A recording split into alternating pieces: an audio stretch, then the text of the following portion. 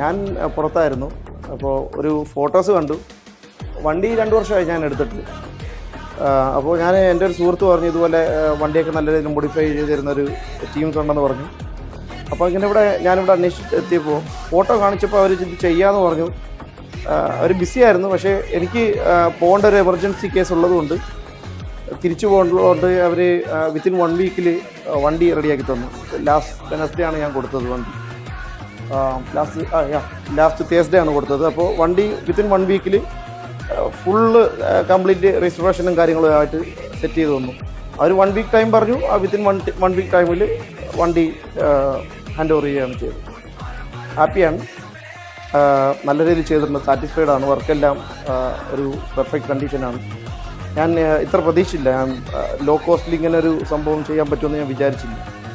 പക്ഷേ ഹാപ്പിയാണ്.